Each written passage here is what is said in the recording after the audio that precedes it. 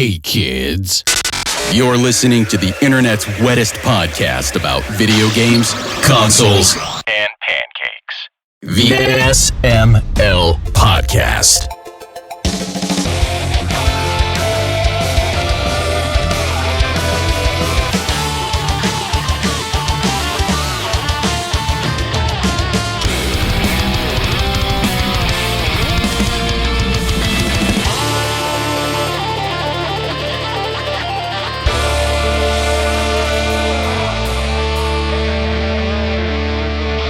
All right, should we get the show started?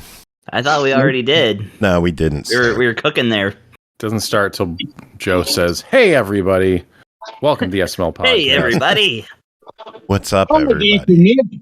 Thank you. It is what's up, everybody. What's up, Thank you, Real- Brooke. What's up, everybody? Is everyone? Buddy. All right, so hey, everybody, this is the SML Podcast. Okay, no, take that off. Put the other one back on. No, that was good. Perfect. No, keep that in. Don't cut that. Howdy ho, everybody. This is the SML Podcast. Oh man, we are just falling further from God's grace. Only the furthest will do. None of you are ever going to heaven. Welcome to the SML Podcast, everyone. Have you turned from the light of God? Oh man, yeah, we got a PartyCast going this episode. We've got pretty much everyone here. Brooke's here, Tim's here, Chris is here, Pernell's here. We also have Big Adam and Dave K joining. How is everybody doing? It's like the fifth time we've been asked. Well, that you now. see, it's pretty And we're all good. You Yeah, know, well, now I have to ask because it's part And of the yet. show. And I don't have yet, an answer anymore. I'm very Well- tired now. We're tired. How's and everybody's old. broccoli doing? Oh, it's sitting quite well in my gullet. I Just didn't the have way it needs to be. I had cabbage. You should probably Cabbage. swallow it the rest of the way, dude. Sits in the gullet where it belongs. No, you don't. Broccoli should not. I'm not a doctor. If anyone in the chat is, please chip in and tell me if I'm wrong. But you probably should not lodge broccoli directly in your windpipe. In my gullet. The party place. Props Place it to open, be. Dave. And that's how you. Are you keep the keeping it windpipe in a? open. Are you keeping it in a throat pouch like a horny frog? The horniest. Like, wait a minute. That wasn't the answer I was expecting. Big Adam Because if said so, that he's then, having carry on, cabbage. dude. Adam, are you gonna have cabbage farts later? Oh, without a doubt. There's no doubt in my mind. What do you mean? Wait, how did you later? prepare your cabbage? That's what I was Ashley going to ask for now. Ashley made a corned beef and cabbage stew with potato and carrots. Ooh. Color Very me iron. hungry. It was quite delightful. Me hungry. That's You could good basically me. fill Hungry. it. You could Like- fill a hot tub in it, and I would sit in it gracefully. Oh, yeah. And for good reason. Big Adam just Damn missed the good. hungy. Dogs commencing a gas Oh, no, I war heard against it. me. Johnny Hungy. Wrestling's going on this weekend, guys. Are you guys excited? So much. I'm pretty stoked for the pape. It's going to be a good time. Stoke bait. I had Okay. I had to look up the card. I just kind of snuck up on me in a way. I've had a lot going on this month, and now it's suddenly pay-per-view week, and I'm just like, shit, what's going on? Like, what? There's a lot And the of shit going on. pay-per-view's crazy stacked. So, yeah, Double or Nothing's going to be gnarly. And then They're always what is gnarly. a month we have Forbidden Door. And the Forbidden Door injury train has already started rolling. We got Mercedes Monet that's hurt. unfortunately We true. That got was like a video game than a wrestling event. We got Mark Davis hurt. He's the half of Aussie Open that's Yep. built like a comfortable recliner. That thing wide in the seat. I feel bad because Pernell, Brooke, and Chris are just going to check out completely for this segment of the show. Oh, perfect. I'm interested in what wrestles are happening, but I'm pretty tapped out with work and stuff. I need to look up the card as well. I don't know what's going on. Well, should we go down the card briefly? If you want to really quick, there's Hulk Hogan wrestling the Ultimate Warrior. Oh man! Tony Come on Khan now, is not the Pernell. Ultimate Warrior. No, neither of those two racist guys are wrestling, and one of them is dead. yeah, one's dead and the other is dead to me. Great response, actually. Noted racist Hulk Hogan Yeah, noted also racist Ultimate Warrior. Wait, I didn't know he was. I thought he was just on drugs. Oh, No, man. Warrior was right. wildly bibigoted. Oh, man. Turns out the drugs are just a coincidence. Warrior was okay. So Ultimate Warrior was like, he was basically like, if Ted Nugent wasn't a pedo, he would have been Ultimate Warrior. LOL. I tell you, man, nothing like reality to just take those childhood memories and be like, yeah, they weren't fucking heroes. I think I'm used Warrior's to that better now. known for being a homophobe than a racist, but, it all... He has rolls in multiple issues. It's not even just the one. It's like they go hates beyond that everything. if you really want to get into that man's issues. Yeah, I mean, we can. Those things do tend to show up in pairs. Yeah. He's like, I hate everything but murdering children. I like that part. Wow, God now damn that it. you We mention looked it. up to you. We looked up to you. Actually, yeah, as a kid I did, but I acknowledge, at least as an adult, that a lot of the time with that stuff, it was a long fall from expecting anything real. But as a kid, I had my dreams. I had my hopes. Yeah. Let's just say that his self-published comic book brings a lot of his issues and tendencies to light. A lot of pathology going on. More like not quite Ultimate Warrior, more like Deficient Warrior. The Deficient Warrior. Womp. Womp, womp, womp, womp. I have my reasons to dislike him now. So anyway, Double or Nothing 2023 is happening this weekend, along with some other WWE events that no one really cares that much about, although I'll watch them anyway. But I bet Roman wins. Oh, you think? Is that this weekend? Is he wrestling? Oh, Saturday. Saudi Blood Money Adventures this weekend? Yeah. Is it the Oil Rumble or Blood Money in the Bank? Night of Shorty, what you Bloody drank? Champions. Night of Bloody Champions. So I guarantee you that at least one member of the Saudi royal family is expecting the Ultimate Warrior to show up. All right, let's stop talking about problematic things. Jeez. So Double or Nothing 2023 You is brought going up on. WWE. Like, what do you expect? It's like all they do. Yeah. I didn't bring up At least Ultimate one Warrior, member. though. You guys just... Anyway, was Adam the Cole and Pernell Chris special. Jericho are going to be in an unsanctioned match. Fun. Yeah. That's going to be a fucking fist fight. That's going to be fun. Yeah, they're going to beat the snot out of each other. It's going to be the second most violent of the match of the night at best. There's some possibility It will not be the most violent one. There is no chance. No, don't we have an Anarchy in the Arena match We coming do up? have an Anarchy in the Arena match. Yeah. That'll top it. Yeah. Yes. But I'm Featuring several expecting. people I'm that very expecting. vote- Go ahead. Sorry. I was going to say featuring several people that love blading. Yeah. Yeah. They basically put everyone who likes to bleed, except for Sky Blue, in one match. Okay, so let me explain that. Sky was on the AEW Unrestricted podcast recently, and basically, it turns out she's a complete psycho and wants to do death matches and wants to bleed and do all the crazy John Moxley I stuff. would not have thought that from her. No, it took both me and it took the hosts by surprise for sure. Oh my god! I'm into it. I think they should let her do it. Yeah, that's gonna be awesome when that happens. I'm super for it. Yeah, I'm sold. When Sky Blue shows up on a GCW show. Sky Blood. Sky Blood. Or Blood Sky. No, that's Kenny Omega's theme music. You know what's so anyway, weird? We all haven't renamed Julia to Julia Blackheart. Can we get that out of the way? Oh my god, Julia I'm gonna Black be honest Hat, here, Julia Black Hat. Joe. Huh. Have you guys, and I'm not even saying this because of the time or not, just a general idea. Have you guys thought about actually doing a WrassleCast spinoff? Because it sounds like we did for a while, but they happen like the shows end up happening too late in the week to get a timely episode out. So they just kind of fell by the wayside. That sucks. Basically, after we had to start. Well, speaking for myself, I had to start going back to work, and it wasn't like weird pandemic time when everything was shut down. It came harder to do that. Yeah, during COVID, it was mad easy because everybody was at home anyway. Yeah, it's like, are you free? Yes, of course I am free. Oh God, for the love of God, I am free. Yes, please. Can we please do something? Please give me something to keep me from being alone with my thoughts. Yeah. Like Double or Nothing 2023, which also features a 6-man tag match. Who's in the 6-man tag? Is it Hardy Party versus Ethan and the Guns? Yes, it is. I want Hardy Party to win because I want Ethan's interactions with Matt Hardy to continue because they are hilarious. Yeah, that went from something I didn't care at all about to something I want to see more of.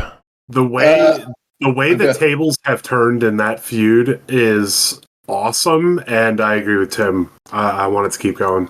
They put in the work on, like, you know, they were on Dark and they were doing dumb stuff on Dark to like get it over and dumb promos, and it worked. I'm invested now.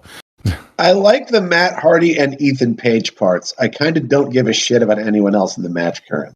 I mean, Isaiah Cassidy. I mean, I feel like the Guns are just there. Yeah. Oh, God, yeah. What the hell was that? Don't you worry about that, buddy boy. Don't you worry. Oh, no. We don't need to go into that. We should go into Jade Cargill versus Taya Valkyrie, who are going to be fighting for the TBS championship.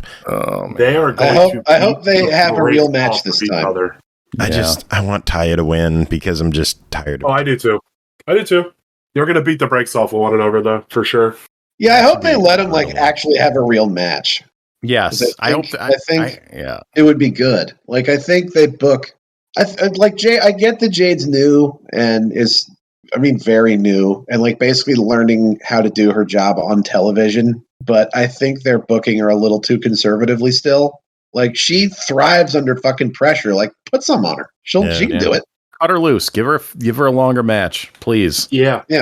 Big agree. With someone, because Taya could go. Yeah. So put her in there with someone who can go, and like she'll get the bar. Like you put the bar above her head, she will reach up and grab it. Like, they don't have to be. She's very tall. It's true. Incredibly tall. That's true. Yeah. Let's see. We got the Anarchy and Arena match that we mentioned earlier with the Black. I think that's what I'm looking forward to the most. That's gonna rule. That's gonna fucking rule. Versus the Elite. Who's gonna bleed first? Mox? John Moxley. John Moxley is bleeding now in preparation. Yeah, accurate. Yeah. He's thought about the match and started blading. He's blading right now to save time. I still have the words of Hangman ringing through my head of fuck Wendy's and fuck a Dave's Double. Oh, dude. The BTE this week was pure magic. I have not laughed. I'm telling you, honest to God, right now, I haven't laughed that hard at BTE since the passing of Mr. Brody Lee. Wow. Since all the papers stuff and all the stuff that Brody did on that show, I haven't laughed that hard since that era. I might have to get back into BTE. Goddamn. Oh, you didn't watch it? Oh, this week's this week specifically was Kenny Omega has found a bit that is really paying dividends. Like, it's the so double-handed water bottle and like drinking water like a 4-year-old.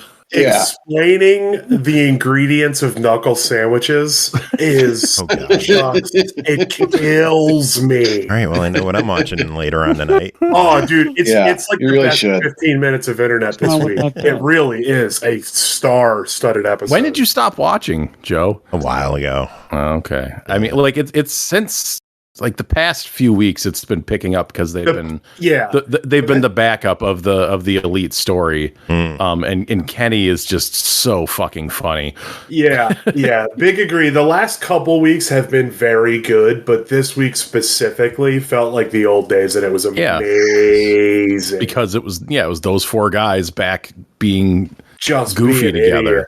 Which, like, so stupid. Kenny in particular takes a lot of shit from people for being goofy because he's like a main event guy, and people are always saying he should be less of a doofus, but like, A, it's Kenny just being himself, and B, like, it works. Like, if any of y'all like seen or met like an athlete, they're all like this. They're fucking weird. Yeah, they like truly. Like, professional athletes are some of the most awkward and strange people on earth. I mean, because of the life to getting swole for the sake of getting hurt for the other people's entertainment. Like, there's something there. Yeah, dedicating yourself to a physical skill of any kind will result in shortages maybe on like the social end of your development. Like, a lot of professional athletes are like that. Like most MMA guys are way weirder than Kenny Omega. Want to bang, bro? Come on, bro. Want to bang? Two people that might not be fighting: Jamie Hayter and Tony Storm. Rumors that Jamie Hayter's injured and might be out of the match. No, I don't want to hear that. Oh, yeah. I heard they were gonna clear her. Fucking that guy. What, Pernell? No, I'm doing my own thing. Oh. Are we part of it? Oh, of course not. Only tangentially. Over here. It's a party. I just feel like if it were in question, they wouldn't have announced the match, or they could have just waited till this week to announce the match if they didn't know for sure. No. But they announced it like last week. So I guess the question then becomes: if Jamie's out, who would you want to see as a replacement? Sheeta. It's got to be Britt. Yeah. The rumor Sheeta. was Britt. Sheeta. No, Sheeta. But I want Sheeta. Sheeta would be awesome, but I feel like that or Lead Pipe Riho. Yeah, no. Lead Pipe Riho would also be good. I would prefer Sheeta just because she's back. We haven't seen her in a while. Oh, hard saying, but didn't she go back to Japan? She's a much better wrestler than Britt Baker. Well, yes, I agree with that. Didn't she go back to Japan? She immediately went back to Japan? No, I think she's here now. I think she's back. I thought she posted a picture of going back again. Oh, maybe. Oh. I don't know. Something I do know is I'm going to be very entertained by the 21-man Blackjack Battle Royale. Hell yeah. AEW International Championship. It is Orange Cassidy against 20 other competitors. This might be the highlight of the night, I think. It's AEW does a good battle royal. It's definitely going to be entertaining. I agree with Tim 100%. It's AEW's battle royales always have a good helping of everything. And they don't waste a lot of time. Yeah. No, they don't. They're paced well. Yeah. You get a little lucha, you get a little spot fest, you get a little grappling. You get some nonsense. You get a couple of scattered nonsense bits that make the crowd pop and, laugh. And it's an Orange Cassidy match, so that there is... Yeah, if the battle royal turns out to be like the party match, then that's fine by me. I think it seems like it will probably be the party match. I do wonder if we're going to get any special surprise entrance. I'm sure we will.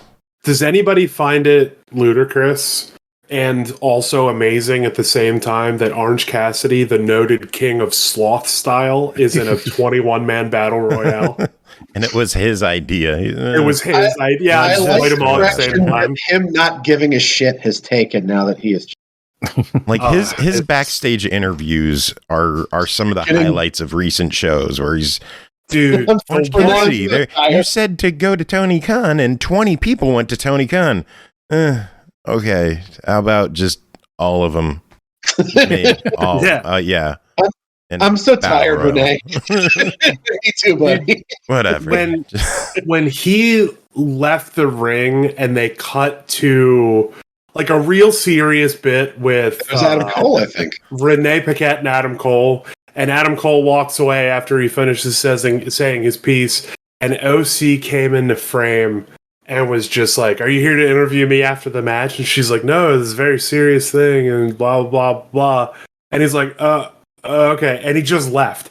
And that was one of the funniest moments that I'm so happy they put on. Not TV. only that, Bandito was there in sunglasses and also went, "Oh," and then also left. Yeah, he just shrugged and left with him. It's perfect television. It's perfect TV. Speaking of shrugs, there's got to be one match we don't care too much about. And for me, that's got to be Wardlow and Christian Cage.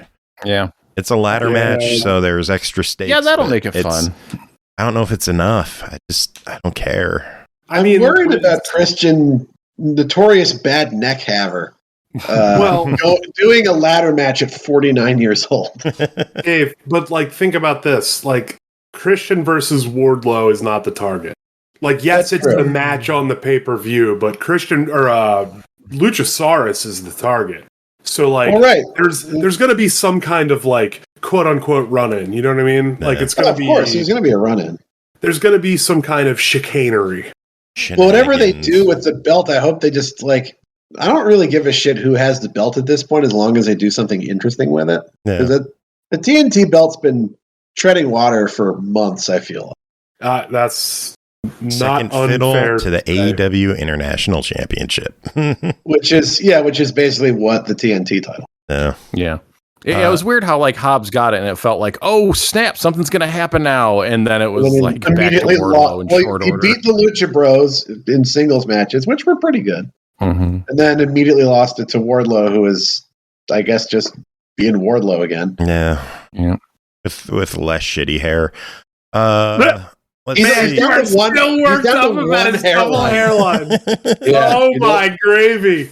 The hair was bad. Come on, man. It was. No, it was atrocious. Someone should have intervened way sooner. A match guaranteed to have shenanigans involved is FTR against Jeff Jarrett and Jay Lethal. It's scary to say that I'm kind of looking forward to what happens with Jeff Jarrett in this match, because he's been way more entertaining than I ever thought we would give him credit for. Yeah, hard agree. And I have a feeling there's going to be tomfoolery. Well, remember, Mark Briscoe is special guest referee. Yes. Do you see a Briscoe heel turn? No shot. I really hope not. That would be a very WWE move. And Mark Briscoe is the ultra baby face right now. There's no way they'd flip him heel. No shot. I feel like FTR all day. Yeah, I agree that Jeff Jarrett has been more entertaining than I think any of us thought, but I also don't need to see him and Jay Lethal in another title program for a while after this. I just feel like Mark will get tired of their shenanigans and eventually, it'll be the big moment where everybody comes together that you want to come together, Mark and FTR, and yada yada yada. It'll be fantastic to watch unfold. Just want to see Satnam singing overalls again. Please, oh my God! Can they every day a stipulation of Jay and Jeff losing, which they should, is that they have to go back to the farm and do more chores. She survived. Come on, that was awesome. Bounce the small child on his knee. This is the picture of Satnam Singh in his giant overalls holding a baby like it's a fucking alien. The funny thing is, like, I used to give Impact such a hard time for like their super cornball segments, but like that segment specifically, if it's done right, man, is it funny. Oh my God, is it funny. Oh, man. One final match to talk about is the 4-way match for the World Championship that sees MJF defending against Sammy. Well, hold on. No. Oh, yeah. Oh, boy. Sammy Guevara. There we go. Hell yeah. Jungle Boy, Jack Perry, and Darby Allin. Where do you see this one going? Oh, MJF's winning. Yeah. That's been kind of the problem with this whole feud, is that no one buys that any of the other three have a shot. It's a fun novelty, but MJF's winning. Here's the thing. Yeah. Here's the thing. I'm going to say Jungle Boy wins. All right, look at you. Yeah. Yeah. Lay out your case. Why do you say that? Because he has a very similar build story over the last 2 years that Hangman had when he first took the belt. He, his mentor shit on him on TV and talked a bunch of crap about his dead dad and like publicly mocked his family and beat the crap out of him several times. And then Luchasaurus turned on him and beat the crap out of him. And then he had like a slight redemption in beating Christian in the casket match. But like, I think he's gained enough steam to hold the belt. I think Sammy and Darby are also at that point, no doubt. But I feel like the story that they've been telling tells Jungle Boy is the hero. See, I'm almost in the opposite direction. That I think we might see a Jungle Boy heel turn, maybe. Oh, because it's like Jungle Boy he's gotten this far and he's worked really hard and he hasn't won the big one and he hasn't won the big one and He had to basically cheat to beat Roosh, who was beating the shit out of him in the wettest manner possible, as befitting a pro wrestler. Oh, true. That match was very, very. It was super fucking wet, as it should have been. And I think like Jungle Boy, I could see them telling the story of Jungle Boy being like, I guess I need to cheat to fucking win. Because where's being virtuous gotten him? Like, granted, he has his title shot, but like he's lost Luchasaurus. Marco's gone. Christian turned on him. Like, he's kind of Do you see Jungle Boy winning the title as a result of a heel turn? Oh my God, no! MJF won. Oh, okay. All right. Well, but I feel like that's a heel turn and waste. That's a good one. Plus 50% advantage, 30%. Well, I mean, it doesn't. The heel turn doesn't have to take place. Like, it doesn't have to fully take place during the match itself. But like, that's where we start to see more obvious signs of it. Oh, gotcha. Yeah, that's what I'm. It's something I've been thinking about with regards to that match. Because, like, again, it's not. No one really thinks anyone but MJF is going to win, except for Adam. No, I mean, like, realistically, MJF's probably going to retain. He hasn't had the belt. So the build has been like they've been trying, and like the matches building up to it have been good. Yeah, they have. But it is suffering from a problem of like, all right, once MJF gets through this, like, then who is he going to feud with? Because no one thinks he's going to lose. Okay. But they have been doing interesting things between the three challengers. I think Mr. Freeman's going to end up going to a Saturday program in the near future to finish what he started. Well, he's going to be on both because he's the champion. No. Oh, well, that's fair. Yeah, and they're allowed to do that in a reasonable company. Yeah. They're adding a show so MJF can somehow wrestle less than he already has been. I will say that if Sammy Guevara wins the title, well then Tony Khan will pay for his crimes. You know what? That's not happening. They're not putting a belt on Sammy. I think that is the least likely scenario. Yeah. I think the most likely scenario is that it's going to be a banger of a pay-per-view. Yeah. Yeah, the match, the four-way match is going to be good. Like, that's sort of what I'm... You think at main events, or do you think Anarchy in the Arena goes on main event? Oh. Anarchy might. Yeah, now that you mention it might. But. They might do what they did when, like, the title, the three-way title match with Pac and Kenny and Orange Cassidy semi-mained for Stadium Stampede. They might do that. Which is what I would do. Because like the money match is the elite Blackpool Combat Club stuff. Yeah. It's a longer story, and it's also frankly a more interesting. Yeah, but I'd put that, if it were me, I'd put that last. I think it would kind of hurt to not. I don't know. It definitely says something if you don't put those young guys on last. You might be saying the right thing, but I don't know. We'll find out. But yeah. We should probably wrap up the Wrassle talk. Went a little bit longer than I planned, but whatever. It's been a while since we've done WRASSLECast, so I'm looking forward to it. It's going to be a good pay-per-view. Can't wait to watch it this weekend with you guys. But, yeah, I'm stoked. This is going to be fun. For now, should we dive into reviews? We got a bunch of games to talk about. Yeah, let's do it. Big games. All right, first game to talk about tonight is Humanity, developed and published by Enhanced Games, released May 16th on PS4 and PS5 for $29.99. A unique blend of puzzle solving and action platforming, Humanity puts the fate of all mankind in your hands. Or pause. Did we mention you're a dog? Tim, tell us about it. Shit. Okay. So you're a dog. Shit? Just like straight up? Yeah. Woof. I'm sorry, go ahead. Yeah. So, yeah, you're a little doggy. You're like a little light Shiba Inu, a Shiba Inu that's made of light. Presumably, you also do not have a lot of weight because you're made of light. That you cannot jump infinitely. You have to use other means to get around. Anyways, so yeah, you're this little kind of spirit dog that is commissioned with guiding just absolute masses of humanity into the light. Quote unquote. I don't know. There might be some subtext or just text really to this game. I don't care about any of that. It's all about it's, you know, to make the obvious callback that everyone does. This is like a deal like Lemmings, where you have to guide, in this case, this mass of humanity across a level with perils and pits in between to the goal with your little doggy character that you're controlling. You're going to drop little there's different things you can do to kind of give command this flow of humanity. You can tell them where they need to turn, you can tell them where they need to jump, you can tell them where they need to do this, you can tell them where you need to do that, and that's just done by equipping different commands and then just hitting a button to plop it down.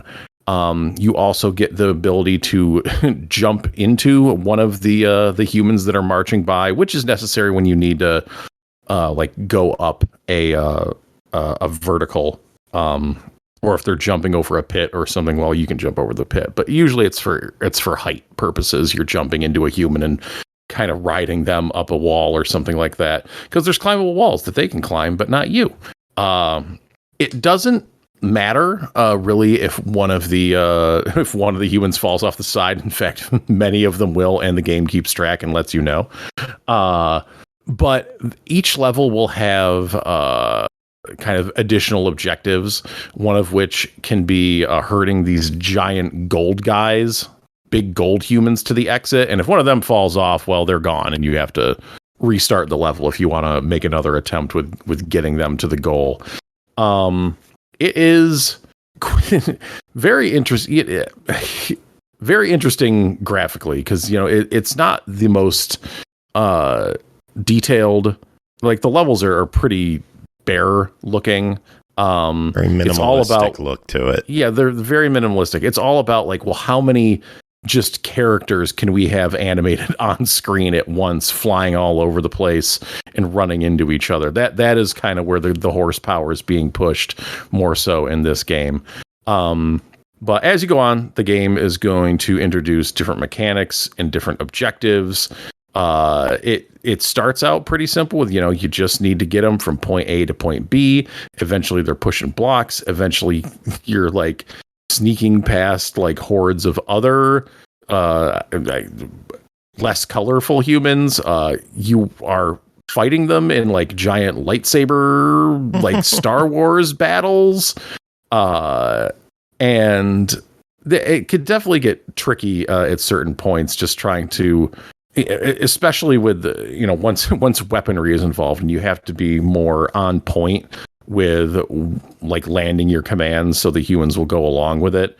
When there isn't violence in a level, it's much easier because you can just kind of put your things down and think about it gradually. There's less timing involved to it. But yeah, it's a satisfying game with a satisfying difficulty curve to it. It's not gonna be as brain destroying as something like Baba Is You, which will just melt you to a puddle of mush by the end of that game, and nothing makes sense, not even what you're doing outside of the game anymore. Yeah, once you're done with the game's levels, then you can start making your own levels. Ooh. Or you can start downloading levels made by other people, and that will bring out the longevity of the game even further. One super nice thing about this game, as you're playing through it, I almost forgot to mention this, it's the most important part to me anyways, is so say you fail a level by missing a secret objective and you have to go back, there's an option to restart the level with all of your icons in place, so you don't have to run around and do all the work of setting up the great machine of getting all the humans through again. You can just have everything in place, and then you can go fix the thing that you fucked up, and that saves a ton of time and makes replaying those levels so much less tedious, and is awesome, and is really intelligent thinking on the part of the designers in not making you redo that, and just knowing that okay, you've already done the work, we're gonna keep your work in place and just let you kind of shine it up to get through what you want to get through. That's kind of it. Really? Cool. Well, the game is $30. It is also a part of the PlayStation Plus Extra catalog, if you are a subscriber to that. What are your thoughts on it? I was about to say who is, but they announced numbers and it's 14 million people. Yeah, I know. I mean, I guess it's worth keeping in mind that if you don't have Extra now, it's like worth the price of the game just to upgrade to it for the year, and then you get everything else that goes along with it. That's what I did with Stray last year. I was just like, okay, I'm just going to upgrade to extra for the rest of the year and play Stray, and then kind of take advantage of some of the other features. That's really kind of the best route to take. But I mean, other than that, like just for a straight up $30, I think it is it's worth it. It's not a short game by any means, and there's a lot of longevity to be had with the create levels and downloading levels and all that stuff to it. But sounds good. Yeah, cool. All right, you sticking around or are you going to bed? No, I'm going to bed. It's late. I was just very tired when I'm coming home today. I don't know why. Well. No, do you have any final words? I already said fuck Wendy's and fuck a Dave's Double, but that line is so goddamn funny with how dude, savagely he delivers it. It's just so to the point. Just like, God, Wendy's named the woman that molested my cat. God. And then he's like, I'm a dog guy anyway. Dude, it was too much. That Joe, you have to watch until the very last frame of the video, because the whole thing from start to finish is incredible. Yeah. Well, if you keep spoiling it, I won't have a reason to watch it. Yeah, I'm leaving stuff out. Yeah. There's plenty I'm leaving out. I won't say a word. There's so much more content. Yeah, I've also been in. Yeah. Oh God, the stuff with the Iron Savages the past few weeks has been insane. I still wish I don't even know this weekend or this week's episode, their segment with the Iron Savages, dude. Like, somebody gave them either a very large amount of cocaine or a very large amount of caffeine or a medium amount of both, because it is chaos. Don't know what they're doing, but it's fantastic. It's the best thing they've done in a while. But I do enjoy Ryan Nemeth doing his Writers Guild strike stuff. Now that he's gotten out of the cream bits were so stupid. Yeah, they were terrible. Went on way too long. Yeah, big agree.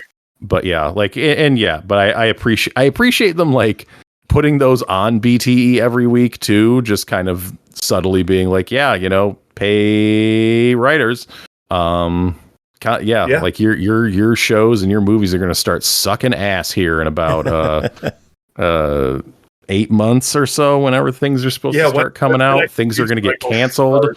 Yep. I think it's wild that a wrestling company is giving a guy any clearance at all to talk about unions. Yeah. Well, it's not an official property. I mean, it is and it isn't. Being the elite anyway, this is a topic for a whole new Anyways, good night. Whole new day. See you tomorrow, Tim. Yeah, bye. I can talk about AEW for literal hours. Yeah, we can. Same. But instead, Brooke's going to talk about a visual novel, because the next game to talk about is Winter's Wish Spirits of Edo, developed by Watanabe Entertainment and Idea Factory, published by Aksys Games, released May 18th on the Switch for $49.99. A girl born with special powers has the ability to sense oncoming disasters and could save the country from demonic forces or destroy it. Brooke, what is going on in Winter's Wish? That's right. I took us from wrestling to anime dating games for young women. Get ready. I gotta be honest. There's very little difference between the two. Wrestling is extremely anime. Oh my God. Okay, my heart started beating faster, and now I don't want to take us down another tangent, but my very first true anime husband is none other than Hayabusa. Also, love the Undertaker and Goldust, and that's about how out of touch I am with wrestling nowadays. Goldust is still an active wrestler who performed several days ago. Also, Hayabusa fucking ruled. That guy was awesome. Yes. Oh my God. Hardcore agree. Yeah. Just love him so much. Oh man. Shared a promotion with my personal favorite wrestler of the moment, one Dr. Luther MD. Oh jeez. Don't. This is not the time. Winter's Wish. What is Winter's Wish? Okay. So I'm gonna throw it out there. This game is hard to explain. I also warned my crew earlier. I feel a little weird today. I'm a little worked up. While Tim was giving his review, I made myself some hot tea, burned the crap out of my mouth. So let's launch in here. Winter's Wish. This is a mildly long-awaited Otome game for this community. Medium-awaited Otome game that was announced for us late last year. This game was released in Japan, July 2021, I think, and we English speakers have known this is coming to us this year for a few months now. we're seeing this more and more as Otome continues to rapidly gain popularity with English-speaking audiences. We're not only seeing games localized for English and other languages more quickly after initial release, we're also seeing older games finally come over here for the first time. This is a newer game with some very old school Otome stuff going on. Winter's Wish is going to remind a lot of players. It already is straight out of the packaging, setting-wise to fans of Hakuoki, Nightshade, Birashana, just from the trailer and the box. In this essay, I will prove that we have some key differences here to keep in mind. As you're deciding whether to shell out for this one, I'm going to condense as much as I can. Let's start with the premise. You are living up in the snowy mountains, all alone, almost entirely self-sufficient in the wilderness. There's a village nearby, but you're not even allowed to go into it because although you're just a young lady, everyone is afraid of you because you have a magical power. You can see threads around the necks of every human and some non-humans, and those threads will be a color that only you can see. The color coincides with whatever emotion they're having. Yellow, they're on their guard. Pink, they might be having some affection or some admiration going on. Black, they're having some sinister-ass thoughts. They might even kill someone soon, etc., etc. We got all the colors of the rainbow up in here. People know you have this power because one day, you didn't always have this power, but one day you were walking along the road with your dad and you were like 9 years old. And all the threads just appeared on everyone's neck that day. You were like, yo, what up with them threads? You kept talking about it. You didn't shut up because you're like 9. And everybody started realizing you could basically read their minds and like lie detect based on the things you were saying. Although you're so young at the time, you don't really realize the implications of what you're saying. For instance, some dude with black threads went and killed his wife. And you were like, watch out for homie. He's about to while out. And it all happened. So now you've grown up in the wilderness. You're alone. And somewhere between, then and now, your father has died, so you truly are all alone. Well, because of the treasured memory the townsfolk have of your father, who helped all of them out a lot, they sometimes bring you supplies. But when they do, they're like, yo, we hate you, get out of here. We only like you because you're dad. Take these supplies, idiot. And generally, everything sucks for you up in the mountains in your little cottage. Then one day, a handsome, young, well-dressed samurai man shows up and says, you're coming with me. The Shogun wants to see you. You're going to come move to Edo. You're like, the Shogun? Why does he want to see me? And he's like, I can't say. You're like, how long do I have to be gone? He's like, probably a few years. And you're like, no deal, dude. I got to stay here and I got to take care of my dad's grave. And he's like, dude, this is the Shogun. You have to come with us. And you're like, can't. Sorry, dad's grave. And he's like, all right, we know about your power. You can come with me also, or I'll just kill you. And you're like, fine. This sucks. Meet up. This is like the first 2 hours of the game. Meet up with his partner and you start going to Edo. Now you have 2 handsome anime men with you. They're clearly high-level samurai to the Shogun, but you don't really talk about it. What you're more concerned with is these guys are the only 2 people you have ever met who don't have the threads around their neck. So you can't read their emotions. On the way to Edo, passing through a town, you see black threads to begin to accumulate in the air into a giant mass, and you warn everybody, watch out, something insane's about to happen. And the 2 handsome samurai men you're with pull out their swords as a giant black shape-shifty smoky tentacle creature with a mask in the middle appears. He starts screaming. That dude's wreaking havoc. The samurais fight him. Shit gets magical. They do a special move to make him disappear. You arrive in Edo later on. You meet the Shogun and he's like, yo, what up? You know what y'all did on the way here where you were like, heads up, terrible monster coming in, and my dudes did their special samurai move and got rid of it. Remember that? That's why I brought you here to Edo, to do this for our town. The creature you saw was a blight ball. Each of my samurai here are not human, and that's why they don't have emotion neck threads. They're called vessels, and you will be helping them as a member of my special police. So here you are. Now you live in Edo, with a group of elite samurai directly under the Shogun, and yeah, you have magical powers, and hardcore Otome fans know this is the premise of a pretty good amount of Otome games, but we'll talk about what sets this apart from recent hits in a minute. Let's talk about the vibes. I know all this truly sounds like Downersville so far, but this whole intro section is strangely lighthearted. This game is not giving us some heavy vibes cold out the gate, even though the subject matter is pretty heavy, especially once we get to Edo. This game actually has as much comic relief and humor than almost any major Otome game I've played that actually identifies as primarily a comedy. I'm talking about Cupid Parasite, Variable Barricade. I posted a little slightly edited video the other day on Twitter from this game of my character having like multiple anxiety attacks because she has to re-enter society, and now she has to have tea with people and stuff, and she doesn't really want to be awkward or seem weird or scared of people, but she totally is. It's set to some very dramatic anime battle music just to show you, like, yo, the real battle is for her in her mind. But it's treated very lightly, and there are entire characters who have sprites that are voiced really well who are just in the story for comic relief. We don't always see that with minor characters in this genre, so they're doing a thing.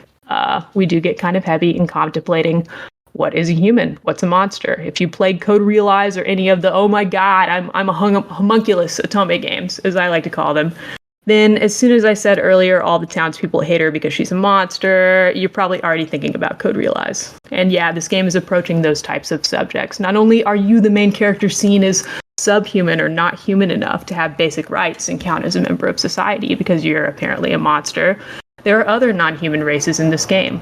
Without getting too far into it, this is a common theme in Otome and coming-of-age fiction, especially in Japan for women. And, surprise, surprise, it's also coupled with this same theme of feeling awkward socially and not knowing your own place or your own worth when the game begins, in addition to struggling to figure out whatever you are in this game. There are a couple non-human races who aren't considered people, even though they have feelings and ideas, who you do get to know in Ito. They're the form folk, which are human-like creatures that are created from an object. They're now living. They're the vessels, which we know about. Those are the samurai dudes. Same deal there. They're objects brought back to life. Except they don't have hearts and can't feel romantic feelings. Or can they? Since there are only love interests in the game, who knows what is going to happen in that direction. I know I've already talked a lot because I want to focus on setting and tone for this one, because this is also more of a story-heavy game than romance-heavy one. It's got about a medium amount of romance in it for these games. It's not on the lighter end of all of the spectrum, but it's not on the heavy end by any means either. All the LIs are fleshed out pretty well for this game. I like them even though this game has a bit of a younger feel to me. 2 LIs I want to focus on, and then I promise I will cut this, Joe. So sorry this is going on. 2 LIs I want to focus on that I think are going to be the main grabs for this game before it's played. We've got Yoichi. He's not my fave archetype personally, but I think he's going to be the hit. I think he's going to be a hit. His thing is he doesn't give a shit about you or anything. He's super, super aloof. Takaru Sasuzuka fans and generally aloof tsundere type lovers, this guy's your Huckleberry. Then there's Kenji. I bring him up because he is my personal fave. With him, we're breaking out of the traditional Otome mold a bit. His day job is cool samurai town protector, of course, but by night, he's also somehow a kabuki theater actor. And he is a local star, and he is always known for playing the roles of the sexiest ladies. He does female roles because he's incredibly beautiful in some feminine ways, but he's also the oldest one in the group. And he's kind of an old perv type personality-wise, just immediately teasing the MC, messing with her. He's way pushier than the other guys romantically, which is a good dichotomy to like the feminine looks angle that they're playing up, to the point where the other guys are like, bro, that's enough, leave her alone, give her some space. With him, we're bucking some traditional gender roles and challenging attractions we're allowed to have. But in other ways, this game is extremely traditional gender roles, especially when it comes to you, the main character. And that's what I think is going to be a little bit dividing about this game as to whether people want to buy it or not. We do a lot with the traditional gender roles focused on the main character in this game because this game is doing this on purpose, to bring this back home to where we began.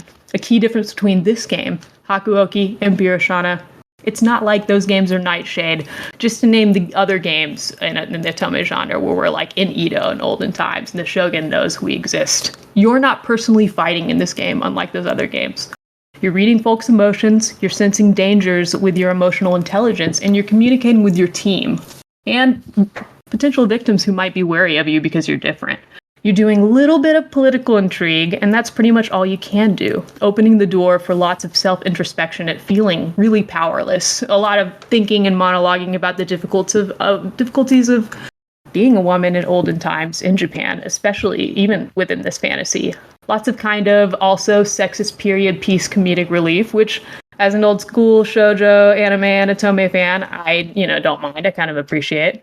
Some people don't love this vibe in Otome and shoujo. They want more than just a nervous main character to play who's very aware of female stereotypes as she's fighting them for herself. This is valid. Lots of players want a sassy superwoman character, and this is sometimes causes Otome games to get complaints until recent years when we've started bucking that more and more in this setting. However, should you Although you should keep this in mind if you know what your preferences are and you're considering buying this one, I would like to challenge those on the fence to look a little deeper before passing ultimate judgment here. We may not be a Nightshade or Birashana straight up punching suckers in the face and using our ninja magic to assassinate people, but this game is definitely approaching a theme of feeling powerless and nervousness and overcoming those feelings to speak up, do the right thing even when you're terrified, find your own place you can be comfortable with, being assertive while staying true to yourself, which honestly I think Code Realize does really well. In a similar way, if this is done right, it can be very powerful. And when we think about the origins of Otome and what these games are supposedly really trying to do, in general, on paper, they're coming-of-age stories for young women trying to find their place, trying to find their own power in a harsh world, and just figure out what they like, which is so hard under the pressures of life sometimes. I think stories like these are super important to the genre. They're important to me as an incredibly nervous lady myself. I really enjoyed the story for that. I think a lot of people are going to appreciate that too. That being said, let's get into the rating here and wrap this up. Yeah, well, it's $49.99. What are your thoughts? That's a lot for a game. Visual novel fans, Otome fans, are used to shelling this amount out for a major title a few times a year. At the end of the day, I did enjoy this game, obviously. I'm so glad I have it. It's a good fit for my personality conveniently. And I was going to buy it anyway because I buy every major Otome game that comes out over here every year. That's like usually less than 8 games. But that number's climbing each year. That being said, for this show, this is my very first try it for an Otome game, as opposed to a buy it, even though I don't think this game is a ripoff or peters out in any sense of the word. I think it's a solid game, doing a lot of really, really beautiful stuff in a nice, fleshed out world. But this has to be a try it from me because we just have a lot of good Otome games out right now. They're expensive. We got more coming out soon. I want to make it clear this is a try it because unlike Cupid Parasite and Birashana, for example, which we've also reviewed on this show in the past couple of years, I gushed hard about those games and I said to our audience, if you're Otome curious, either of these games is a great intro game to the genre if you were just dumped in. And that was lucky. This one, it's a bit of a deeper cut in my opinion. If you're new to Otome, maybe don't start with this one. Just like DM me on Twitter or something and we will just talk. As a teaser for June, the last reason I absolutely have to give this a try is because Joe gave us 2 Otome games that we asked for at the same time. Thank you, Joe. This game and Jack John. I've started Jack John and it's already one of the top Otome games. Embargo. Okay. So my final reason is just timing. Not everybody is made out of money. $50 is a lot for a game. And hypothetically, if you're going to shell out less than $100 in a span of a month and some change on Otome, you might want to wait to see what happens this summer. And I'm very excited to go deeper on that when the time comes. Cool. All right. Next up is NHRA Championship Drag Racing Speed for All, developed by Team 6 Game Studios, published by GameMill Entertainment, released August 2022 on all platforms for $49.99. NHRA is back, bigger and better than ever. Immerse yourself into the team's tracks, tuning, strategies, then strap into the driver's seat in your ultimate quest to become the champion among the true beasts of the strip. Big Adam, tell us about your time with NHRA Championship Drag Racing Speed for All. Dude, I'll tell you what, this game is pretty cool. I had a really good time with this game. Basically, I mean, it's NHRA, right? Drag racing. Everybody knows, for the most part, what drag racing is. It's anywhere from 9 to 4 seconds of just extreme America is basically the best way to put it.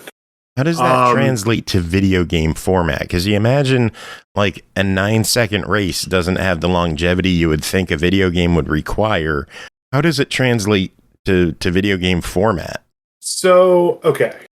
This game, the best way I can put it is it follows a regular a regular like season schedule. You start out on a Friday and it's a test day. So if your car has new parts or if you have new settings or whatever, you're free to make up to 2 test passes that don't count towards, the weekend's event. Then you go, you can skip those if you want. You don't have to use those, but it's a free opportunity to test the car with what you got going on. The downside of testing your car when you don't have to is you are putting wear and tear on it, which is something you have to kind of think about. Then you move on to Saturday, which is typically qualifying day. You get 4 opportunities to qualify. If you do really, really well, or if you feel comfortable with your qualifying time in the first, your first run, you can actually skip the other runs because, again, you're putting wear and tear on the car. And between each time you make what's called a pass or a drive down the drag strip, your transmission takes a little bit of damage, just like real life. Your engine takes a little bit of damage. The body of the car takes a little bit of damage just because of so many G-forces and the wind and all that. The parachute that stops you takes a little bit of damage. And you have to allocate time and money because there is a time restriction on how long you're allowed to work on the vehicle between each pass or each qualification run. Just like real life. So you have to be really careful about managing your in-between race times and how much time you're putting into each facet of the vehicle to kind of, keep yourself afloat for the whole race weekend. Obviously, Sunday you get into races. There is 5 total races that happen, obviously bracketing inward towards a final winner of that day, with point standings going throughout a full season. The game is pretty realistic when it comes to damage, and if you don't pay attention to stuff, or you're like, the transmission, it looks like it might be having a problem, but it'll be fine for another pass or 2. Well, you're taking a machine and you're running it at its absolute maximum capability for, even if it's only 9 seconds, that's all that machine is built to do, is run like that for 9 seconds. And while that is true with all drag racing classes, the lower classes, the slower classes that go about 9 seconds aren't going to have as much wear and tear. They're not going to have as much shit going on with them. But when you move up to the cars like Top Fuel, which are the big long boys that everybody knows drag racing, they only run for 4 seconds a pass. And they make somewhere around 10,000 horsepower. And they have to literally be rebuilt from the ground up every time the car runs down the drag strip.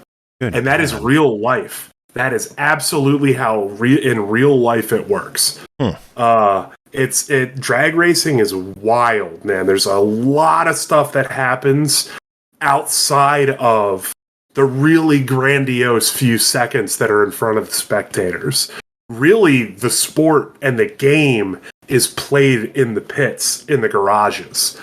As far as the actual driving, the gameplay experience, it kind of babies you a little bit through the race process. It's like you get a forced tutorial that you can't turn off every single time you race or do a test or do anything. And that does get a little bit annoying. It feels very much like they had planned the core of this game to be played on a cell phone or a mobile device. And when they realized they had way too much content and they wanted to put way too much real life into it for it probably to fit reasonably on a mobile device, they kept the same base, but they just threw tons of features at it. That's what this game really does feel like. That has its goods and its bads. It's very easy to approach as someone who doesn't know a thing about racing or drag racing. It definitely holds your hand through the whole thing. One goofy complaint I do have is, and I had the same complaint about Supercross 6 a couple months ago, it's racers, be it dirt bike racers or motorcycle racers or vehicle car racers or whatever the case may be, action sports folks are just real bad voice actors because holy shit. Yeah, it's just they're trying their damnedest, but man, they're built to stomp on the loud pedal. As Clay what's his last name? Milliken. That's what it is. Clay Milliken. He's an NHRA driver that I kind of watch on YouTube because he associates with a bunch of the guys that build streetcar stuff that I'm into. That's what he always says drag racing is for him because he drives a top fuel car. It's you get up to the line, you wait for the lights to flash, you stomp on the loud pedal for 4 seconds, and for whatever reason, you're a quarter mile further than you were. It's a very fun game. It shows a lot about the honestly kind of the diversity that is NHRA. There was a kind of a jokey comment in there, but the NHRA is actually a very diverse place. Believe it or not, there are women drivers who compete right up there with it in every class. There's multiple ethnicities and backgrounds and nationalities represented. It's actually pretty cool now. Me being a huge motorsports fan, obviously, I'm the racing correspondent here on the SML podcast. Insert racing car sounds behind me there. It's good. It's good to know that a wider variety of human beings are interested in this sport and racing in general, and that's real cool to me. As far as rating goes, Joe, I'll let you get in your little stinger there. It is $49.99. What are your thoughts on the price for this game? I'm gonna say wait till this goes on sale. But at the moment this goes under $30, if you're a racing fan that is in for just a good game to kind of blow off some steam and race a car with a little bit of realism in there, because you got to pay attention to what you're doing, you got to invest some time, you got to really focus on your car. It's an arcade heavy simulator. I'll say that. It's absolutely worth a play. I don't know if I would go full price on this, but Steam Summer Sale, if you're a racing fan, grab this in that window for sure. Sounds good. All right, Adam, that is it for you. Well, thank you for this is the longest I've been on the podcast, and I am honored, I'm blessed, and I thank you all for listening to me blab about motor vehicles and the wrasslers, the world's wettest sport by far. Indeed. Hey, Adam. Except for maybe professional swimming. True. Even that, it's a hard case to call. It really is. Always a pleasure, sir. Likewise. Hey, Adam. Yes. Scissor me, Daddy! Oh, anytime you're ready, my friend. Anytime you're ready. And I do have a feeling that if I ever showed up to your house just ready to do that, you'd be something like, I knew you'd come! And then your wife would definitely be like, You a big motherfucker. Anyway. I'm glad we have a Morning Zoo soundboard here at like 11 o'clock at night. Hey, toilet snort. Yeah. Toilet flush noise, fart sound. my heart flutters every time I hear a Norgie at a soundboard. Oh, he's the bestest. All right, y'all. All right, Adam, have an awesome night. Be like I said last time, be excellent to one another. The world sucks, and all we have is our own. So be cool to your own. You know what I mean? Cool beans. Will do. That's the hope. That's the goal. That's the goal. All right, y'all. Have a great night. I will catch you the next time. Take it Later, easy. tomorrow, Adam. All right, next up is Firmament, developed and published by Cyan Worlds Inc., released May 18th on Steam for $34.99. Firmament is a new puzzle adventure game by the legendary game studio behind the best-selling games Myst and Riven. Featuring deep storytelling and world building, discover the story of the seemingly abandoned world as you explore and unlock the mysteries of 3 unique realms and beyond. Dave, tell us about your time with Firmament. Okay, well, I'm gonna pose an open question to start. Do you guys like walking around? Do you like staring at big, huge machines without knowing what they do or why they're there? Yeah. Do you like being followed around by holograms that never tell you anything useful? Absolutely. Sometimes on Sundays. This guy got my diary. Well, no. The developers of Firmament got your diary because that is what this game is. Depends. Are the holograms out there going, Hey, listen! Thankfully, no. That's good. They're much more continental European than. Yeah. I wish it was Macho Man or Randy Savage. Anyway, sadly, it's not. But I would love, dude. I would have actually paid for this game if it was him talking about the Firmament instead of whoever the other voice actor. If they somehow got Randy, you have to start the machines. Yeah. Thinking.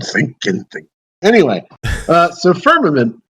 If I may depart from Macho Man Randy Savage for just a moment, Firmament is it's a blend of Myst and BioShock, I think, is the best way to describe it. It is not so much about action. It is not so much about puzzles, even, really.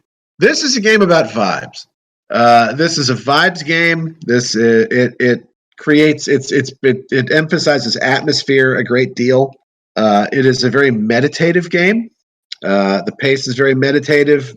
Due to the size of the game areas, those three settings you mentioned in your lead-in, they're big. Like, there are big play areas in this game, and also you don't know what the fuck's going on to start, so you kind of have to go slow. So it does have a very sort of chill, calming vibe. Despite the fact that as you sort of go through the game, at least as far as I've gotten. You do get the sense that this game is, if not post-apocalyptic, it is definitely post-collapse, which is where I make the comparison to BioShock. There are a lot of steampunk visuals. There's a lot of big machines in the game. And a lot of the buildings and other structures have kind of an Art Deco vibe. The game looks very cool. Like, a lot of the setting design elements are really, really neat. Which also kind of reminded me of BioShock because it is very stylized. It meant sort of an ideal of a very particular era. In this case, it would be sort of a range between the rise of industrialization and I guess the 20s, which is when Art Deco was. The graphics are good.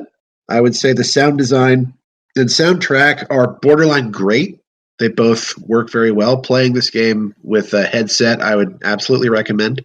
Particularly the Foley art, the sound design in the game really helps immerse you in the world they've created.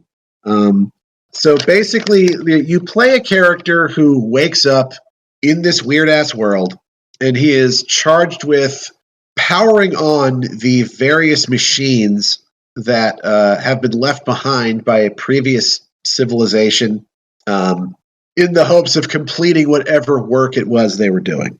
Again, the details are very, very vague, and they don't get much less vague as you go on. Your character uses a clunky mechanical glove called an adjunct, by which I assume it is underpaid, to manipulate and power various huge machines. This is the game's primary puzzle mechanic, and it is also really the only point of interaction between your character and the game world itself. As cool as a lot of the sets are, and the setting details and all the visuals, you can't really interact with most of them. You're very limited to what you can do with your adjunct and what it can plug into and manipulate. The puzzles are, for the most part, built around figuring out how these machines work, how to activate them, how to route power to them in one case, at least one. At one point, you're lifting huge ice cubes in an ice quarry with like a big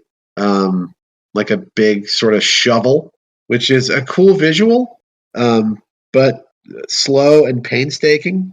You're not given much to go on, as I mentioned before, in proper Myst fashion, I suppose. And one issue I had is that the puzzle areas, like the the parts of the game where the puzzles are physically located are too fucking big to see how different elements affect the whole.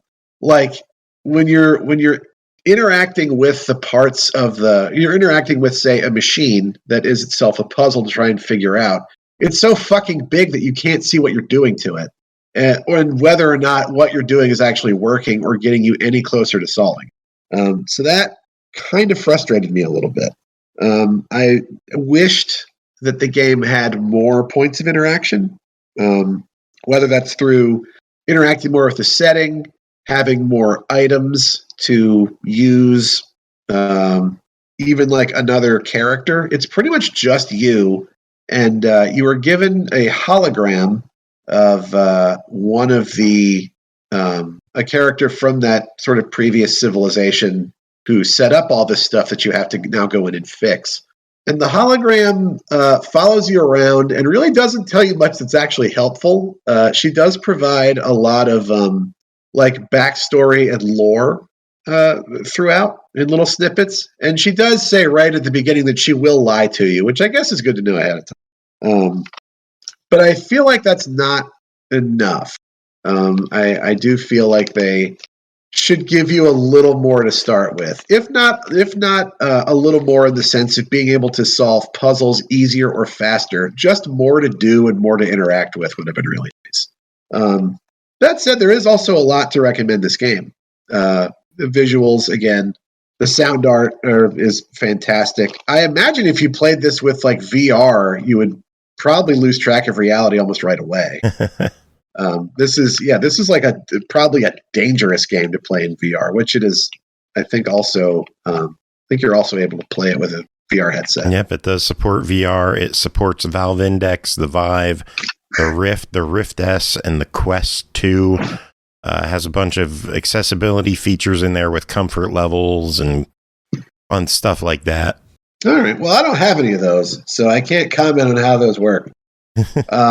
Unfortunately. Although, again, like that's a dangerous fucking bonbon to dangle in front of me. That level of escapism, I think, should be handled very delicately. But it's also, it's a very weirdly chill, interesting game that sort of forces you to slow down and really pay attention to the things around you, which isn't always a huge priority in modern gaming, and even in games like this. So the fact that if they were intending to put a very meditative game out on the market, then they have succeeded. Nice. Well, it is sitting at $34.99. What are your thoughts on that price tag? It's a little steep. Especially if you are someone who is easily frustrated, which is code for if you suck at video games like me, then you should probably wait for this to go on sale. I think you would have to be a very, very specific type of video game player to pay $35 for this game. That's fair. But that said, if it ends up on the Steam summer sale, pick it up. Cool. Yeah. All right. Sounds good. Dave, that is it for you. Thank you so much for coming on, joining us. Absolutely. Thank you for having me. This was fun. Do you have? I'm going to go to bed. I don't. I'm going to sleep. I'm jealous. Do I have any last words? Just to send us home. No. Good shit. Have a good night. I got nothing. All right. Good night, everyone. Catch you later. Nighty night. All right, next up is Bunhouse, developed by Reky Studios, published by Digerati, released May 18th on the Switch for $19.99. Bunhouse is a cute, simple, bunny-filled game focused on growing plants and managing a greenhouse with fellow buns. Take care of your leafy plant buddies by balancing the amount of water and light they get. Play with friends and upgrade your greenhouse for wholesome, relaxing fun. Brooke, tell us about Bunhouse. Well, first of all, thank you, Carnage, for tagging me on Twitter about this game so I could immediately lose my mind. Another great bunny game. Got crying to Joe. Please request this for us. Here's looking at you, Carnage. Bud, we're going to have to get you an official SML podcast apron or something. I hear those are really, really nice gift ideas when you want to show how much you appreciate someone. I know I want one. Anyway, Bunhouse, exceedingly adorable game. Way too cute, even if you don't already think rabbits are the cutest thing ever, which would also cause me to never speak with you again. If you like bunnies, and that's kind of your special thing, this may be a solid choice for you. But I will go into this saying it's not an incredibly deep game. This isn't exactly your new Stardew Valley or Animal Crossing, even though it's definitely been influenced by these types of games. Instead of a farm, you have a greenhouse and some land. And instead of straight up vegetables and a hoe and some fields of dirt to put seeds in, you have like some terracotta pots, a bag of potting soil, a few seeds to start with for some house plants. If you overwater your plants, not to worry, for only $40, 40 carrots. That is the currency, carrots. You can purchase an official Bunhouse hairdryer. It does say that it's an official Bunhouse hairdryer on the side. So that's a funny touch. You can use these to unwet those plants slightly if they only need 2 water drops of water instead of 3 water drops, and that is the measurement of what is needed in the optimal plant stats bar that you find in the Plantopedia, which tells you about all your plants.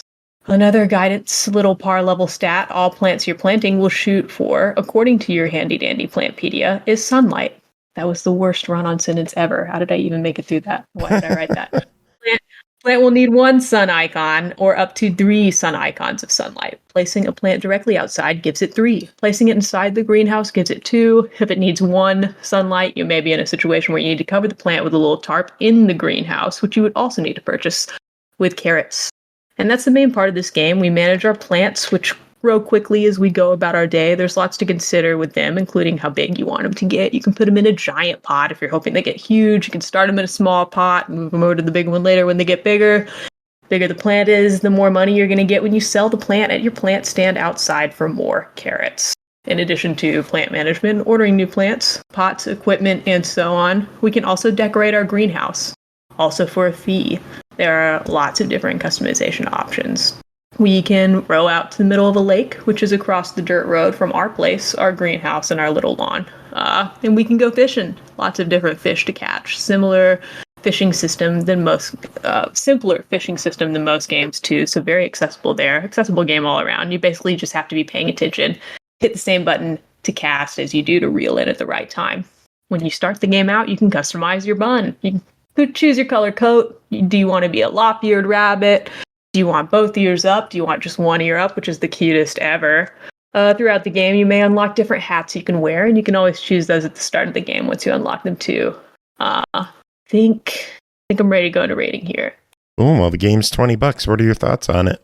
So I think it's the same price on Switch as it is on Steam, which it came out with on first, $20. This is a cozy, light resource management game, chill engine building on a garden or farm genre. But that genre has a lot of competition for this price point. I think this is a try it if you like the aesthetics of the game and you really want to have a chill time raising your plants as a rabbit. It's a try it, not a buy it from me, more specifically because I do have some observations about this one I hope will be improved in future updates, especially for Switch. This was a little bit rough around the edges, although it was still an overall enjoyable chill time. The game itself takes a really long time to load up. I don't mind that, but some folks do. The sound mixing is just very different compared to even just like the Switch menu itself. Like if I open this game up, if I have my Switch plugged into my TV and I open up this game, it's just playing from my TV monitor speakers. I can't hear anything until I turn my volume all the way up on the remote. And then if I get to a level I like and I exit out to the Switch menu, the Switch menu sounds are like so loud all of a sudden to the point where my partner's on the other side of the house and he's like, what the heck was that? I've actually never seen that before. I don't mind if games are a little rough around the edges, but that certainly wasn't intentional. I know this is a new release, so I'm hoping that's patched in, which like lots of little stuff like that. You can't look up or down in this game, which maybe this is a joke about what it's like to be a prey animal on the ground and not, rabbits' eyes are on the side of their heads, but I don't know.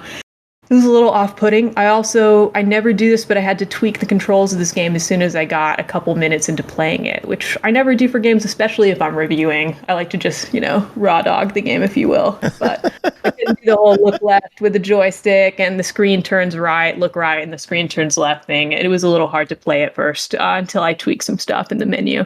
Also, I hate to say it, but I didn't feel like this game had quite enough content to be a comfortable buy it for me for $20 on the Switch, but I do think it has some pretty assets, so I think some people will be happy at this price point. The rabbits look great. there's a fair amount to do, like bunny yoga and stuff, even outside of the planting and selling and fishing. I know that there's a multiplayer aspect too. Maybe I didn't get far enough in the game, but I haven't experienced that yet. I'm not going to say that it's not there, but it's just not going to be for everybody. But it's going to be for every bunny because it's a cute bunny game. So sorry to do that to y'all. With nice chill vibes for bunny and houseplant lovers who want a relaxing soundscape and environment. I personally will be playing this a bit more before I'm on to my next virtual meadow or ranch. Nice. Well, I'm glad you enjoyed it. That is it for you for tonight. That's it for me. I'm going to just go stare at the wall and think about all my personal failings in life. And, well, they weren't on this episode because you did great. You did wonderful. Oh and you're welcome to hang out if you got nothing going on. You could listen to Chris talk about contraptions. Okay, I actually do want to know what's up with these contraptions, so I'm gonna mute. I may randomly drop later because I just kind of got home before the show started. But this was really nice. Thanks for bearing with me. And just love y'all. Oh, we love you too. I love you too. Thank you guys. I needed that. Love you too, Brooke. All jokes aside, yes, I do. We need Pernell doing like loving sound bites if we're gonna do sound bites. I don't know. What kind of clip can we get Pernell to say? No. All we have is fucking yeah, fucking yeah, fucking yeah. It's so crazy because Pernell tries not to cuss, and then that is the most iconic. Like that's an amazing soundbite. I love it. This is sad but true. We also got hello. Oh my god, we're never gonna do that one day. But I'm it warms my heart. I'm glad I'm in the mix. All right. Anyway, we got to move on. Next game to talk about is Contraptions 2, developed by Moragami, published by GS2 Games, released April 27th on Switch, PS4, and PC for $6.99. How many steps does it take to change a light bulb? If your answer is 10 or more, then you're ready for Contraptions, a game where the goal is to fix wacky contraptions that perform simple tasks in indirect and convoluted ways, all Rube Goldberg style. Chris, tell us about your time with Contraptions 2. All right, well, Contraptions 2 is exactly as the description says. It's essentially a kind of a mobile game, really, the way it's set up. Everything is clicking or dragging. But it also reminds me of an old DOS game called The Incredible Machine, which was always, a classic of the, shareware and freeware compilations of the 90s. But yeah, so in this game you're presented with, interestingly, there's 200 levels that you can, or 200 puzzles essentially that you can try. None of them are locked away. You can actually do these in any order that you like. That's cool. You just double click one to start it. And what you're presented with is a simple conundrum. At least all of the levels I looked at have aliens in them. These three-eyed, one-headed aliens. And a bunch of contraptions around, and your goal is to link them up and cause them to react to each other in ways that will clear all of the aliens off of the screen. You could be presented with 6 fans in front of 6 aliens on ledges, and a circular wheel in the middle that is powered by rockets, a Bic lighter, and a wheel at the bottom. So what are you gonna do? So basically, like the interface is that if the thing is highlighted, it means it can be dragged around. If it's highlighted in purple, if you click on something like a wheel, it'll say what you can do with it. It'll say like belt or like flip. You could attach a belt to the wheel so that it connects to another wheel, so that when one spins, the other spins. So that would be how you would get the fans to move. And different things, like I said, react differently in proximity to other things. So, for instance, if you have a gear that's right next to another gear, like where the teeth are just touching, then of course those gears are going to move in tandem, like gears do. So, like I said, the goal is to get, once you get everything set up the way you like it, there's no timer or anything like that. There's nothing keeping you from taking all the time in the world to figure this out. Once you hit the play button, it will start. Gravity will take effect. So if you have something suspended in the air, then it will fall. Any kind of contraptions that would go automatically will go automatically. There's engines and stuff that you can attach belts to. And once you hit play, then as long as all the aliens are defeated at the end of that play cycle, then you're done and you can just move on. Doesn't appear to be any extra score for getting anything done in less moves or anything like that. It's simply you just set up the machine and let her rip. If the level seems too hard for you, just move on. Interestingly, I like games like that don't have a lot of pressure. Yeah, interestingly, some of them are where you can have fun and like do different things, because like actually winning is a passive measure. So for instance, level 170 presents you with a bucket that could be moved, as well as a soccer ball and 2 diagonal planes and an alien up in the sky. Well, if you just hit play on the level, you win. So what are you going to do with that stuff? I don't know. It's kind of mysterious, but it's definitely up to your imagination. Speaking of your imagination, there is a level editor mode where you are presented the same 200 tiles, except that every single one of them is a board you can build yourself. For some reason, they give you the option of creating up to 200 custom levels using a full tool set of all of the different tools that show up throughout the game. It's a great way to like figure out, like, kind of in empty space, like how things work, if you're wanting to do that. Only thing about it is that there's no way to share any of that, so it's just kind of creating it for yourself or for somebody else that has. Yeah, it's a real simple game though. Like, in fact, I don't even know how to get back to the main menu once I get into the game selector. Like, it's just a big button in the middle that says level editor, and then when you click it, it says game levels, and like it just switches between the 2 levels. And then an arrow that toggles between 1 and 100 and 101 and 200. It's extremely simple and definitely optimized for touchscreen compatibility. It's actually easier to use a touchscreen on this than the controller, but I mean the controller will still get you there. But yeah, it's very no nonsense. It's right there for you. And like I said, it definitely, you get exactly 2 levels of actual tutorial where it tells you what something does, and then level 3 is actually pretty challenging. So, you get to actually start off using your brain if you're trying to do all the levels in order. But yeah, basically level 1 and 2 are the only tutorial levels that I found, and then everything else is just kind of just mess with stuff and see what happens. Figure it out. Yeah. Well, the game's $6.99. What are your thoughts? Yeah, I think this is a great addition to a Switch library. If you enjoy puzzle games, especially if you're a fan of, Rube Goldberg machines, or especially of, like I said, the Incredible Machine, you get lots of that kind of vibe from it. There's nothing really wrong with it. It's very simple. The only thing I would have liked is a way to share, my inventions with, other people. But at $6.99, I'm just going to call it a buy it. Cool. Sounds good. Yeah. And if you're a fan of Rube Goldberg machines, check out the music video for This Too Shall Pass by OK Go. Yeah, definitely know about that one. That is a friggin' awesome video.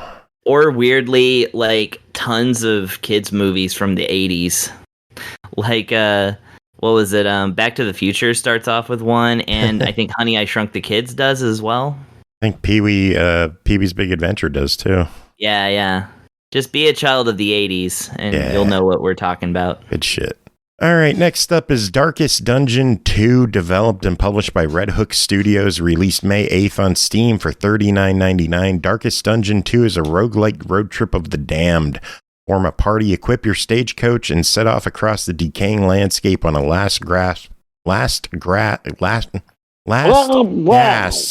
quest to avert the apocalypse.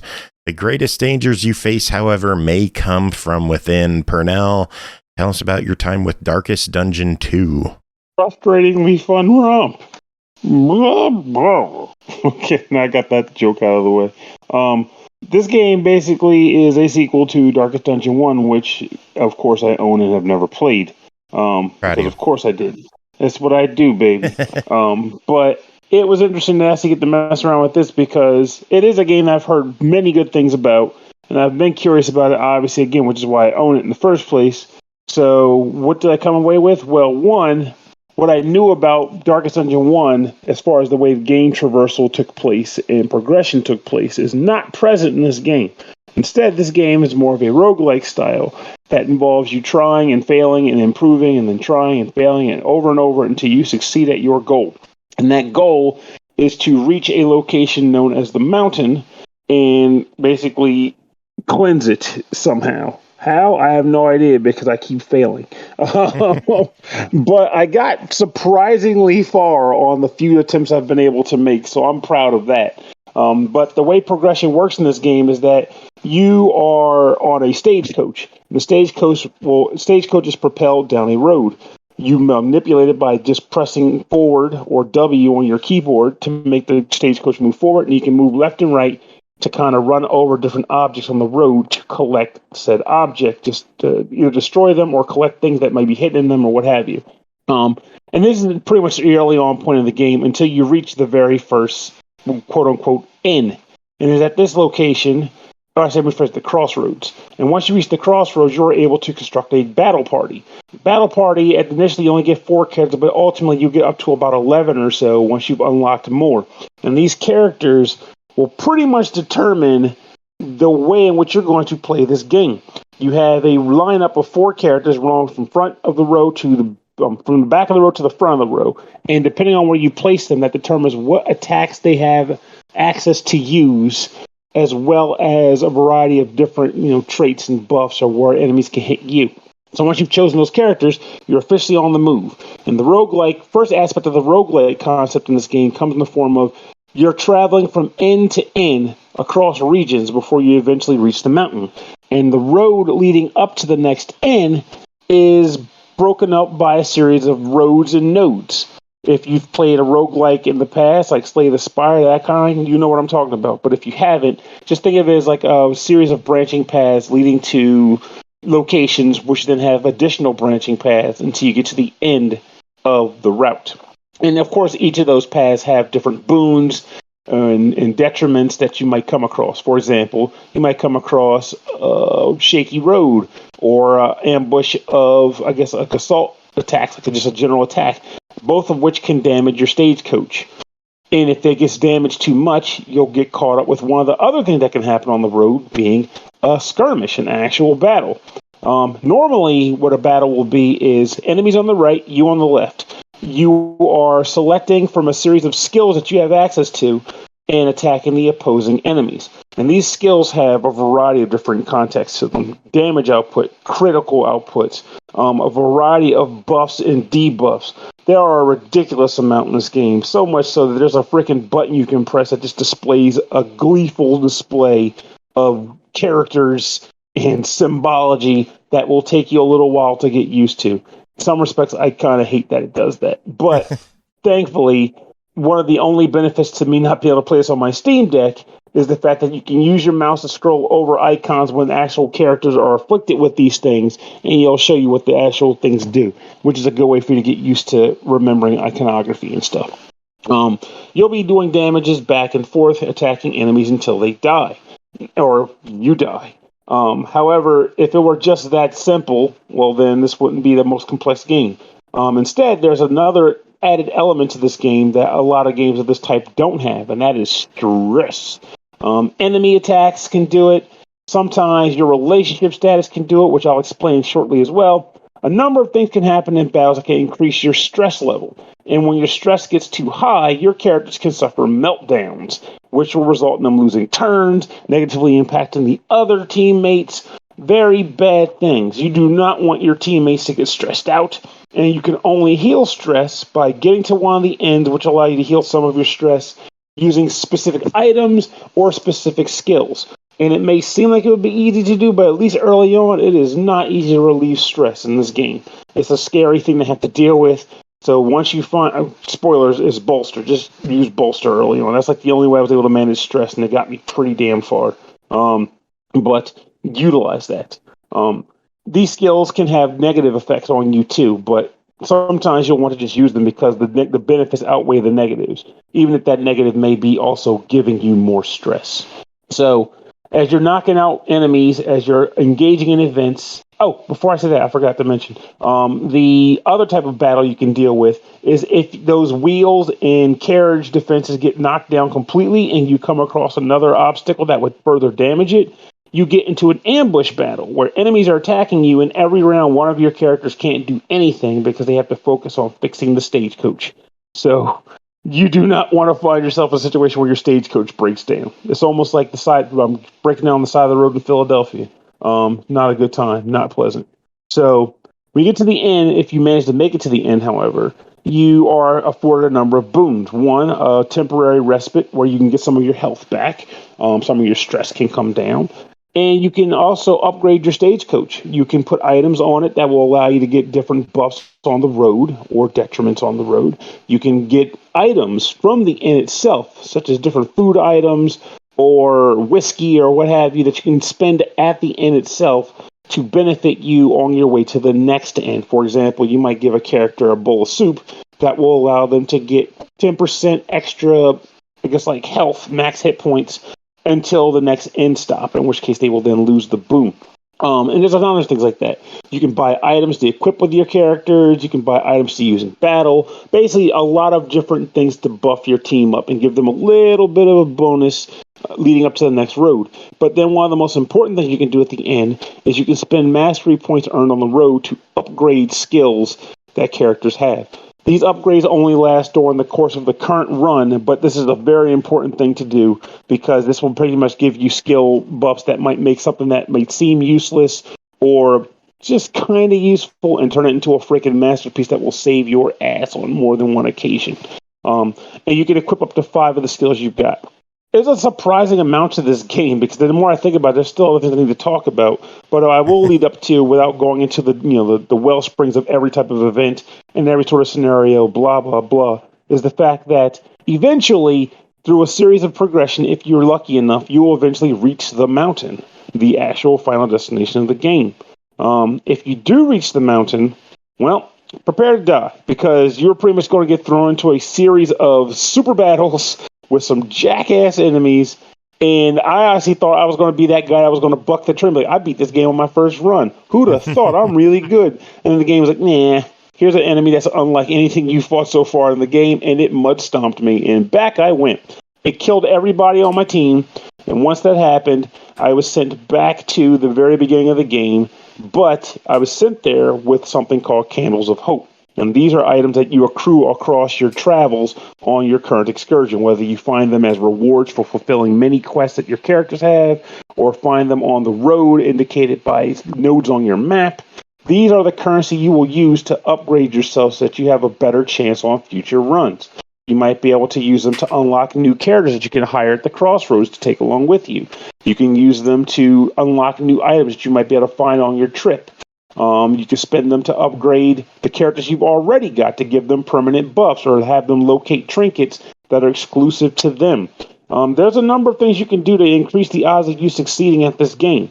But what's the one thing that's very common is that you're going to fail at this game over and over again. The game even so much goes as far as to tell you at the beginning of the game as a prompt, you will fail, and that is okay.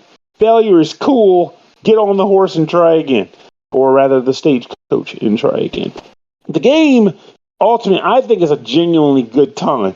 You have to come into it knowing damn well that you're not going to succeed for a while. You're going to succeed incrementally in the form of making progression with the intent being to try out new builds, get more candles, and get your ass rocked so that you can spend those candles on new buffs to try again until you see yourself finding a situation where you suddenly feel like you're a badass, and this will be the run where you're going to take it to the cleaners. But that's the nature of the roguelike, and this game is doing its own personal spin on it. And it's a spin that I actually appreciate and enjoy.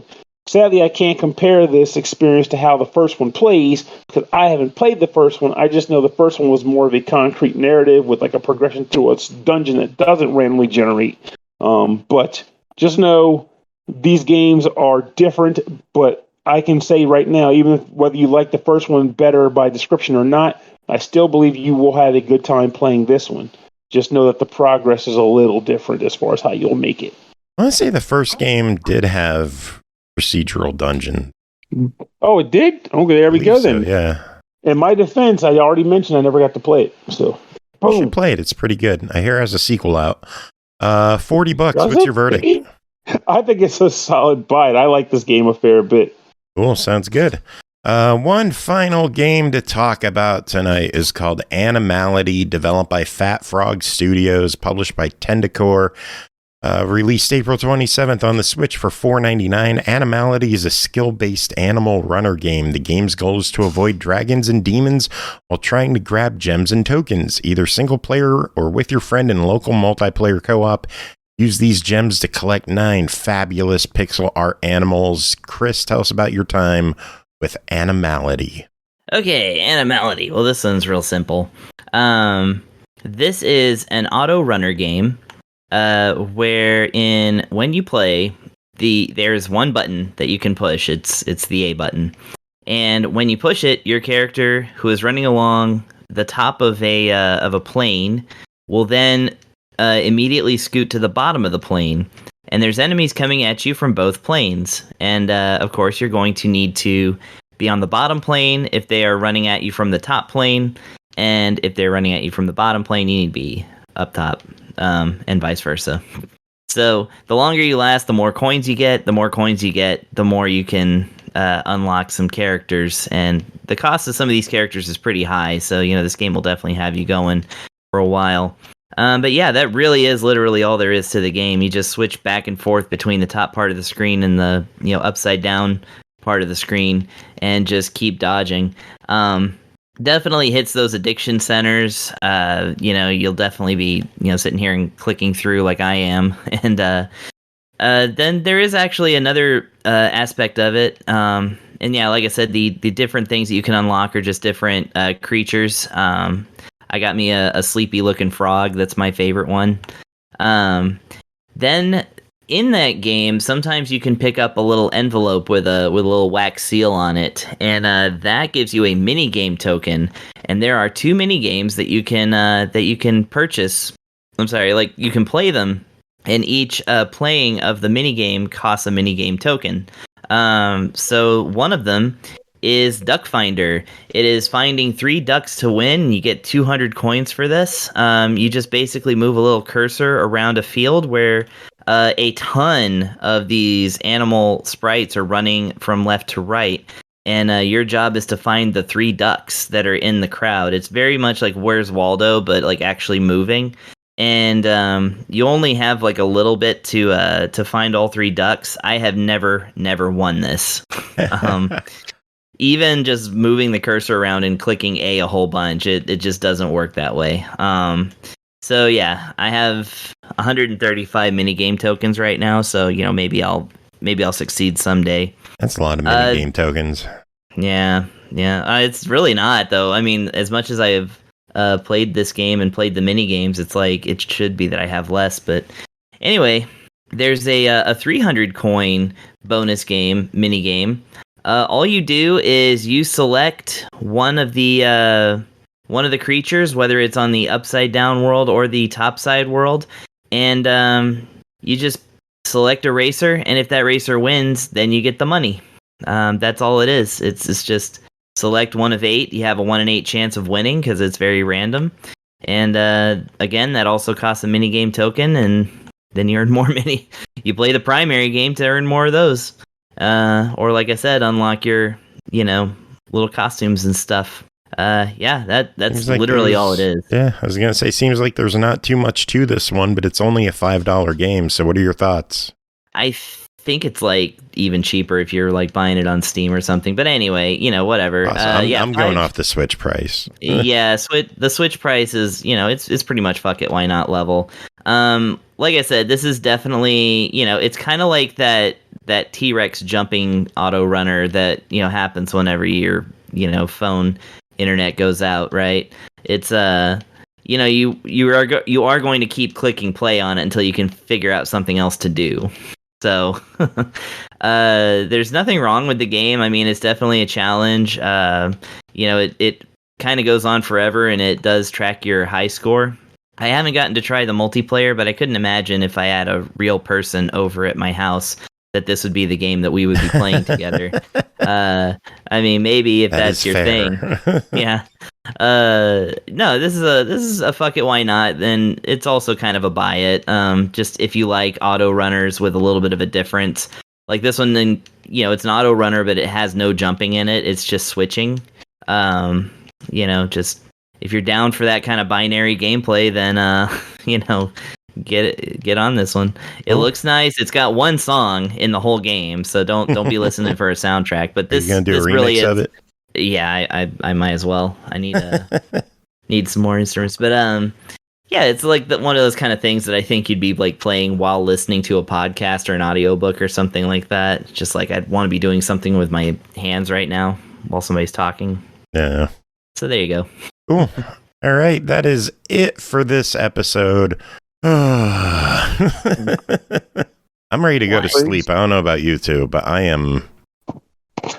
need to be going to sleep, but instead I'm probably going to decide between playing more games or playing Zelda, since I haven't touched Zelda in a while, to see if me liking it will continue, or if I'm actually full of it and actually won't like it.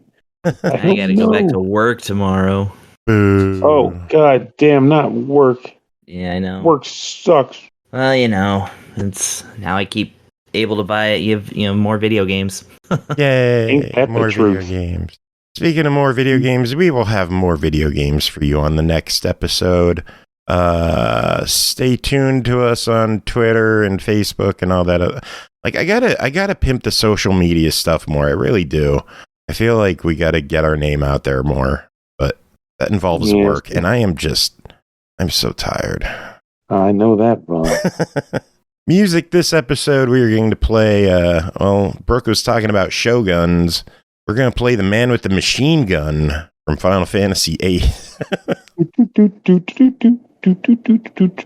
Yes, from a little tiny little thing called Project Majestic Mix, a tribute to Nobu Uematsu from the early days of MagFest 1.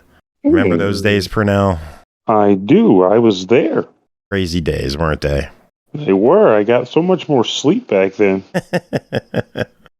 Big thanks to everyone who is probably sleeping right now, like Tim, Dave, and Adam, and then Brooke's probably still awake. That's my guess, at least. But I don't know. I guess we're done. Does anyone have any final words to end the show? Nope. Get your ass to bed.